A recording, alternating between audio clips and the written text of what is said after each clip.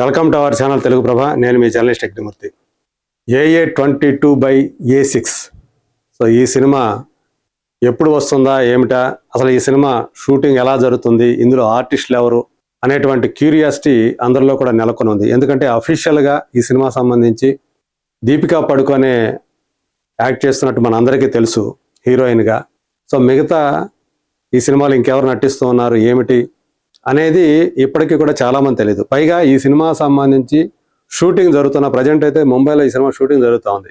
కానీ ఎలాంటి లీకేజ్ లేకుండా చాలా స్ట్రిక్ట్గా అట్లీ టీం పనిచేస్తూ ఉంది. సో ఎవరు కూడా సెల్ ఫోన్ని రహస్యంగా కూడా సీక్రెట్గా కూడా సెట్స్ లోపలికి తీసుకురావడానికి అనుమతించకుండా చాలా జాగ్రత్తలు తీసుకుంటుంది. అందుగురించే ఇప్పటి వరకు కూడా ఈ సినిమా షూటింగ్ మొదలై చాలా కాలం అయినప్పటికీ ఇంతవరకు కూడా బయటికి రాకపోవటం, ఆల్మోస్ట్ 60% ఆఫ్ ద షూట్ అయిపోయిందని చెప్తున్నారు ఈ సినిమా సంబంధించి.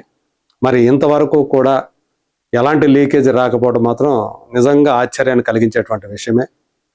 పుష్ప 2 తర్వాత తను ఏదైతే ఒక పాన్ ఇండియా సూపర్ స్టార్గా ఎమర్జ్ అయ్యాడో అల్లు అర్జున్, సో అందుగురించి దాని తర్వాత అట్లీ డైరెక్షన్ని అతను ఎంచుకొని ఒక సైన్స్ ఫిక్షన్ మూవీని, అంటే చాలా గ్రాండియర్ స్కేల్లో 800 కోట్ల రూపాయల బడ్జెట్ తోటి హాలీవుడ్ రేంజ్ టెక్నికాలిటీస్ తోటి ఈ సినిమాని ఆయన చేస్తూ ఉన్నాడని చెప్పేసి తెలుస్తూ ఉంది.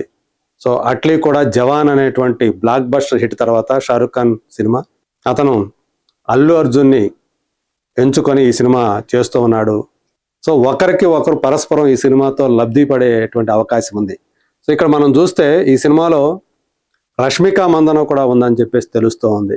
దీపికా పడుకోనేతో పాటు రష్మిక మందన్న, అలాగే మృణాల్ ఠాకూర్, జాన్వీ కపూర్ పేరు కూడా వినిపిస్తుంది. ఇక్కడ మనకి కనిపించట్లేదు కానీ జాన్వీ కపూర్ పేరు కూడా, అలాగే ఒక కీలకమైనటువంటి పాత్రలో కాజోల్ కూడా, ఒకప్పుడే బాలీవుడ్ స్టార్ హీరోయిన్, ఇప్పటికీ కూడా ఆమె కరిష్మా ఏమాత్రం తగ్గలేదు అని చెప్పేసి మనం ఆమెను చూస్తే అర్థమవుతూ ఉంటుంది. సో కాజోల్ కూడా ఈ సినిమాలో ఒక కీలక పాత్ర చేస్తున్నారని చెప్పేసి తెలుస్తుంది.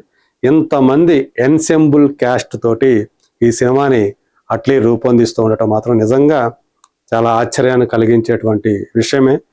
మోర్ ఓవర్ సినిమాకి ఎంత ఖర్చు అవుతుందో, అంటే పోస్ట్ ప్రొడక్షన్, ఇందులో VFXకి చాలా ఎక్కువ ప్రాధాన్యం ఉంది. పారితోషికాలు కూడా, రెమ్యూనరేషన్ కూడా ఆ స్థాయి ఖర్చు పెడుతూ ఉండటం మాత్రం నిజంగా ఈ సినిమా మీద అందరి అంచనాలు ఆకాశాన్ని అంటున్నాయని చెప్పాలి. సో ప్రత్యేకించి బన్నీ ఫ్యాన్స్ అయితే ఈ సినిమా ఇప్పటి వరకు కూడా భారతీయ సినిమా చరిత్రలోనే అత్యధిక వసూలు సాధించినటువంటి సినిమాగా నిలుస్తుంది అనేటువంటి ఒక ప్రగాఢమైనటువంటి నమ్మకాన్ని వ్యక్తం చేస్తూ ఉన్నారు. మరి అల్లు అర్జున్ ఈ సినిమా కోసం విపరీతంగా శ్రమిస్తున్నట్లుగా మనకు తెలుస్తుంది. ఈ సినిమాలో యాక్షన్ సన్నివేశాల్లో తను మ్యాక్సిమం తనే డూప్సాయం లేకుండా చేస్తున్నాడని చెప్పేసి కూడా వినిపిస్తూ ఉంది. సో మొత్తానికి ఇప్పుడు ముంబైలో ఈ సినిమా సంబంధించినటువంటి షూటింగ్ అయితే ఒక ప్లానింగ్ ప్రకారం శరవేగంగా చేస్తూ ఉన్నాడు అట్లీ. మరి చూద్దాం రాబోయే రోజుల్లో ఈ సినిమా సంబంధించినటువంటి ఏదైనా ఇంట్రెస్టింగ్ న్యూస్ కనుక మనకు తెలిస్తే, అప్డేట్ కనుక తెలిస్తే మళ్ళీ మనం పంచుకుందాం. అంతవరకు let us wait and see.